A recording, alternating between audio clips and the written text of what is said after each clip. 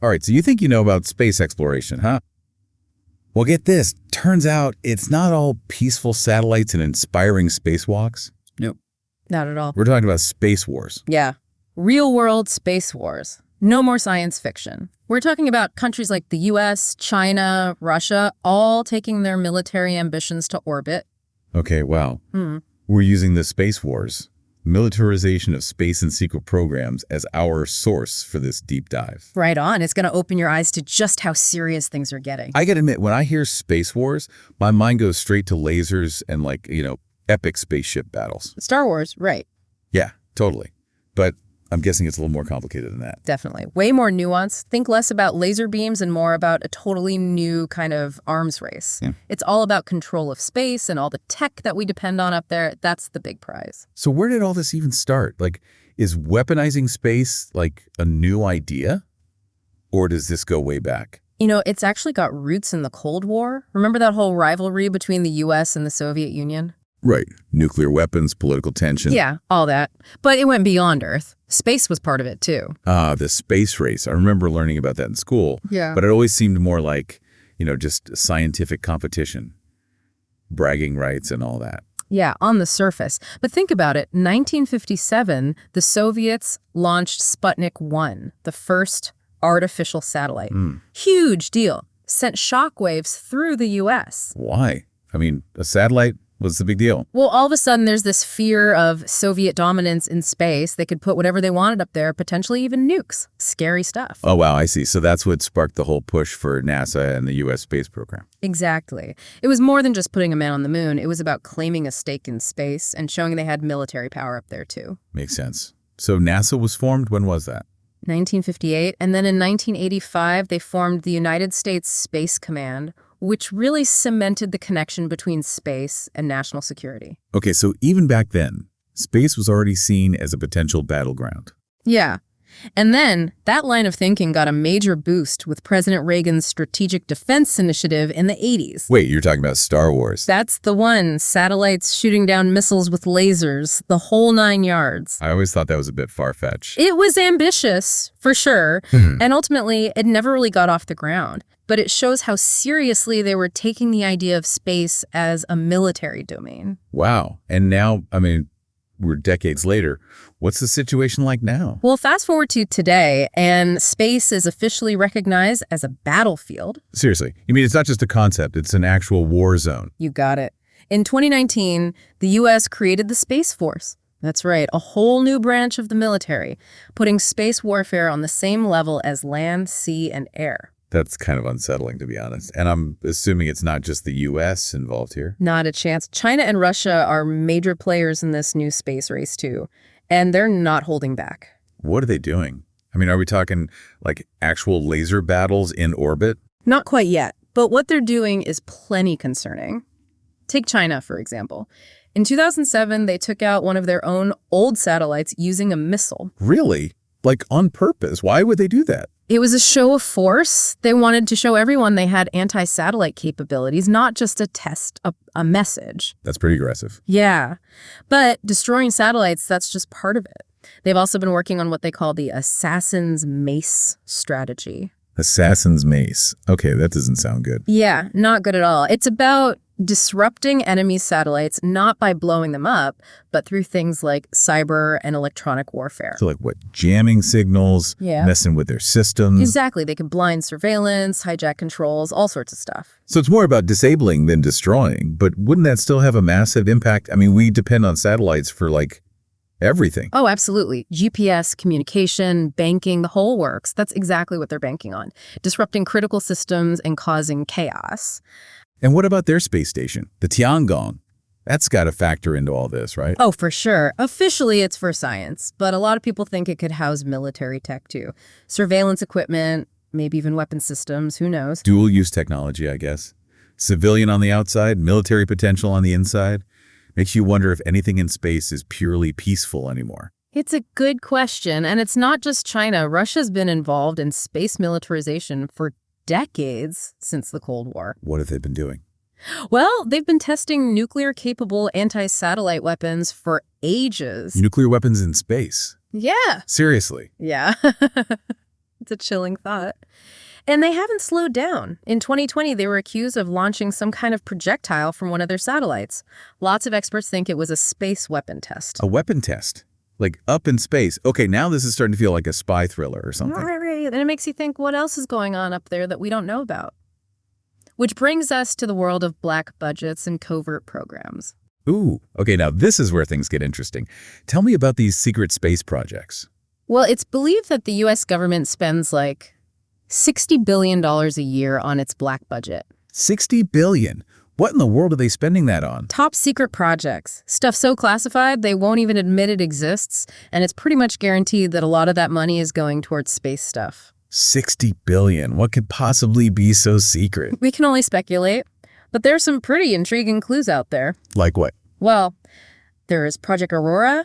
It's rumored to be a hypersonic spy plane, like super fast, Mach 5, or even faster, flying around in near space, gathering intel that no ordinary plane could get. Wait, a hypersonic spy plane? Seriously? Right. Is there even proof that this thing exists? Evidence is hard to come by. I mean, black budget, right? Yeah. But there have been strange sonic booms, unexplained sightings. Lots of people connect those to Aurora. It's like a real-life mystery happening right above us. Any other secret projects you find interesting? You know, there's also the X-37B. It's an unmanned spaceplane run by the U.S. Air Force. They've been running classified missions with it since 2010. It can stay up in orbit for crazy long periods, sometimes over 900 days at a time. 900 days? What in the world is it doing up there for that long? No one knows. The Air Force isn't telling anyone. But the secrecy just fuels speculation. Some think it's testing surveillance tech. Others think it's about deploying experimental weapons. There are even theories about, like, exotic materials research or crazy propulsion systems. So it's like a giant orbiting question mark. I bet it's not just governments involved in all this shadowy space stuff, right? You're right on the money. Private space companies are getting more and more involved in classified defense work. The lines are getting blurry. So you're telling me that Elon Musk and Jeff Bezos could be secretly launching spy satellites or something? We can't say for sure, but it's definitely possible. SpaceX, for example, has already launched payloads for the National Reconnaissance Office, and they're the ones in charge of U.S. spy satellites. This is a lot to take in. I feel like we're in a new Cold War. It's definitely got that vibe, but this time it's in space. Okay, big question then. Are we actually on the verge of a full-on space war? Like, are we talking lasers and explosions and the whole shebang? To answer that, we got to understand that we depend so much on satellites for everything, everyday life, and military stuff. So any conflict in space could have major consequences for everyone on Earth. I get that. Yeah. We use satellites for communication, navigation, banking, even just checking the weather. And militaries use them for even more. Intel gathering, communications, navigation, missile guidance, all that. If those systems went down, things could get chaotic really fast. So even without lasers and explosions, a space war would still be a huge deal. Yeah. What about actual weapons in space, though? Like, what kind of technology are we talking about? Well, there are a few things being thrown around. Remember those rods from God we talked about earlier? The tungsten rods that fall from orbit. Yep. They could hit with the force of a nuke, but without the fallout. Pretty scary stuff. And then there are directed energy weapons, like super powerful lasers. They could blind or destroy satellites. So we really are talking about lasers in space. It's starting to sound like Star Wars out there. And it gets even more intense. There's a lot of concern about autonomous weapons systems in space. That's where AI would make decisions about targeting and attacks without any humans involved. Wait, so you're saying there could be AI controlling weapons in space? It's a very real possibility. AI-controlled satellites making life-or-death decisions up in orbit. That raises some serious ethical and legal questions. Absolutely. But isn't any of this, like, against the law? I thought there were treaties about weapons in space. Well, there is the Outer Space Treaty from 1967. It bans nuclear weapons in space and says it should be used for peaceful purposes. But it's kind of vague. So it's a bit of a loophole. Pretty much. Countries often say they need space weapons for self-defense, and then there's the rise of private space companies. Right, we were just talking about them. They complicate things. Big time.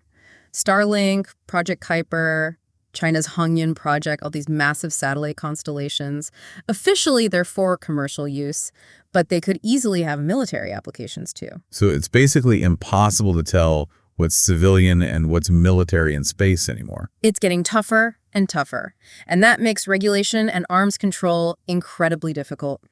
We're in uncharted territory here. The stakes are huge, and we're still figuring out the rules of the game. Wow. This is a lot to absorb. I know, right? We've gone from the space race to secret projects to the very real possibility of space weapons. It can feel overwhelming. It definitely does. Yeah. But I think the main takeaway here is that the space wars are real. No doubt.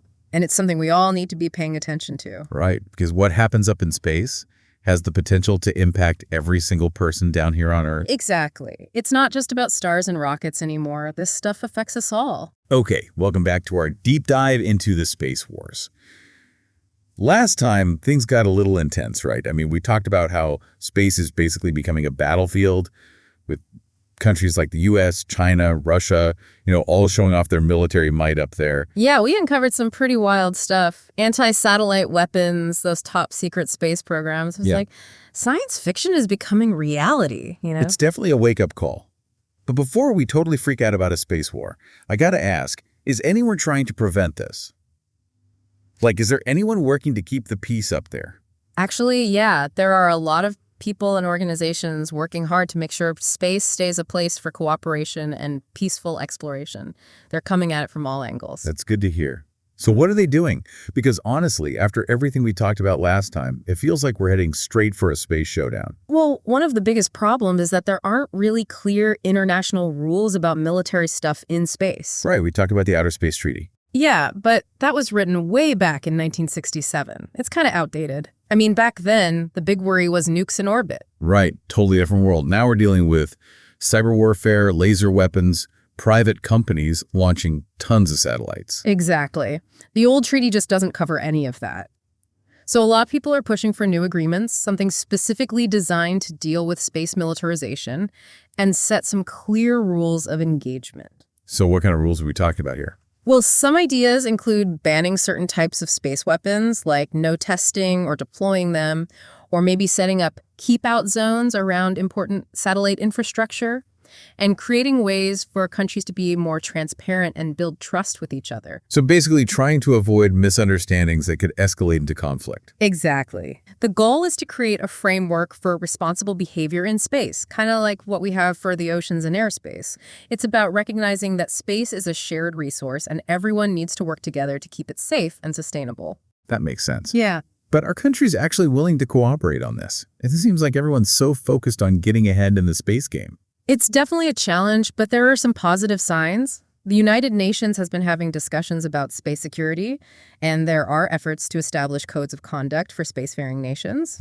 It's slow going, but at least the conversation is happening. Okay, so diplomacy is one approach. What else is being done? What other strategies are there to prevent things from getting out of hand in space? Another big thing is space situational awareness. Think of it as a way to make things more transparent and keep a closer eye on what's happening in space. So like some kind of cosmic traffic control system. Kind of. It's more about having a really clear understanding of what's going on up there. Tracking satellites, debris, anything that could cause a problem. Also, monitoring space weather and potential threats like asteroids. So basically making sure we know what's going on to avoid accidents or misinterpretations that could lead to conflict. That seems like a huge job. It is. It requires governments and international organizations working together. Different agencies around the world are collecting and sharing data. What about private companies? They're launching more and more satellites all the time. Are they part of this effort too? Yeah, they're getting more involved, which makes sense. As more companies operate in space, they have a big interest in making sure things stay stable and safe. It seems like everyone wins if space is peaceful and predictable. Governments, corporations, regular people who depend on all that space-based technology. You got it. A space conflict would affect everyone. So it's really a shared responsibility to prevent that from happening. Okay, so diplomacy and better space situational awareness are two key strategies for keeping the peace in space. But what about everyday people like me? What can we do to help? Can we actually play a role in preventing a space war? There are actually a few things you can do. The most important thing is to stay informed about the issue. And then talk about it. Tell your friends, your family, spread the word. The more people understand the risks and why a peaceful space environment is important, the more pressure there will be on leaders to make responsible decisions. So we got to talk about the space wars and get people thinking about it. Exactly. You can also support organizations that are working on space security and sustainability. There are a lot of nonprofits and think tanks doing great work. Research, advocacy, promoting international cooperation, all kinds of things. So donations, volunteering, just spreading awareness, that all helps. Yep. And don't forget about your elected officials. Let them know that this is an issue you care about. Encourage them to support policies and initiatives that prioritize peaceful and sustainable use of space.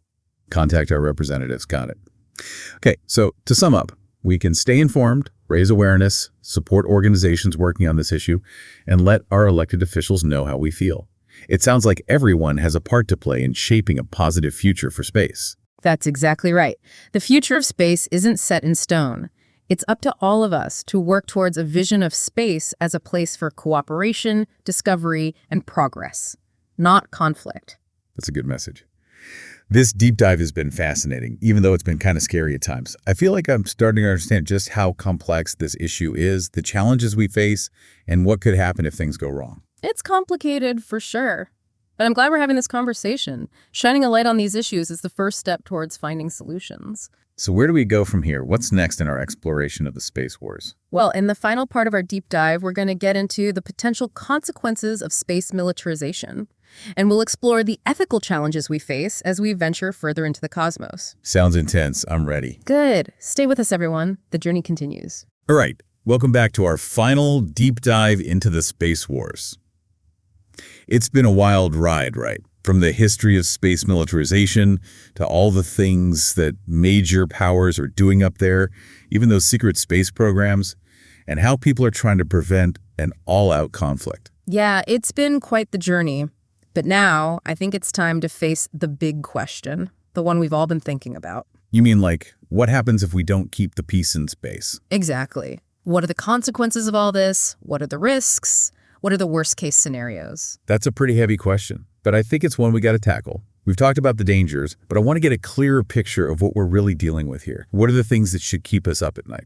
Okay, well, one of the most pressing concerns is something called the Kessler syndrome. Kessler syndrome. That sounds kind of ominous. What is that exactly? So picture this. The amount of stuff in Earth's orbit keeps increasing, right? Satellites, rocket parts, debris from collisions. Right, more and more stuff all the time. And it gets to a point where there's so much up there that collisions are inevitable. And each collision creates more debris, which leads to more collisions, and it just keeps going, like a chain reaction. So one big space crash leads to a bunch of smaller crashes, and eventually a big chunk of orbit is unusable. Exactly. And that would be catastrophic, not just for space exploration, but for life down here, too. Imagine, no more GPS, no satellite communications, no weather forecasting. Wow, that would be a huge problem. We use those technologies for everything. Think about it. Global economies could crash, transportation systems would be disrupted, there could be chaos and instability everywhere. It's like the classic tragedy of the commons. Everyone's acting in their own self-interest, trying to get ahead in space, but it ends up hurting everyone in the long run. Okay, so Kessler syndrome. That's definitely something to be worried about. It really shows how connected everything is, how what happens in space affects life on Earth. But beyond turning space into a giant junkyard, what other long-term consequences should we be thinking about? Well, another big worry is the possibility of an arms race in space. An arms race? Yeah, as countries develop and deploy more and more powerful space weapons, they'll feel pressured to keep building even more powerful ones to stay ahead. It's a vicious cycle. That sounds a lot like the nuclear arms race during the Cold War. But this time, it's happening in space. Right, and space is a lot more fragile and unpredictable than the Earth. Plus, the cost of this arms race would be astronomical, literally. We'd be pouring money into weapons instead of investing in peaceful space exploration and research. It's a pretty grim picture. It feels like we're at a crossroads. We have this incredible potential for exploration and discovery in space, but we also have this very real danger of turning it into a war zone. Is there any hope for a more positive future? There's always hope. Humans can be destructive, sure, but we can also be incredibly cooperative. It's not too late to choose a different path. So what does a positive future for space look like? What's the alternative to all this space war stuff? Imagine a future where space is governed by international law. A future where countries work together to ensure its peaceful and sustainable use. Maybe even a United Nations for space. That sounds pretty idealistic. Given how things are going on Earth, it's hard to imagine countries putting aside their differences like that. I know, but it's not impossible. We already have some examples of successful international cooperation in space. The International Space Station, the ISS, it shows what's possible when countries come together for a common goal. That's true. The ISS is a pretty inspiring example of what we can achieve. Oh. Okay, so cooperation is possible. But how do we make this vision of a peaceful spacefaring future a reality? It all comes down to choices. The choices we make as individuals and the choices we make as a global community. We have to remember that the future of space isn't set in stone. We have the power to shape it. So what can we do as individuals to contribute to a more positive future for space? First and foremost, we need to be aware. The more people understand this issue, the potential consequences, and the alternatives, the more pressure there will be on decision makers to do the right thing. So we need to talk about it, educate ourselves and others, make sure our leaders are paying attention. Exactly. We can also support organizations working on space security and sustainability. We can advocate for responsible space policies, and we can promote a vision of space as a shared resource for all humanity. This deep dive has really opened my eyes. I came into this with a sense of wonder about space, and now I feel a mix of worry and hope. Worry about the risks, but also hope that we can find a better way forward. It's a complex and constantly changing issue. But ultimately, the future of space is up to us. We can choose to make it a domain of conflict or a realm of cooperation and discovery. That's a powerful thought. Thanks for taking us on this journey. This deep dive into the space wars has been eye-opening and thought-provoking. It was my pleasure. Remember, what happens in the cosmos could depend on the choices we make right here, right now. Keep looking up, keep asking questions, and never lose faith in our ability to shape a better future. And that wraps up our deep dive for today. We hope you learned something and enjoy the journey. Until next time, keep exploring and keep wondering.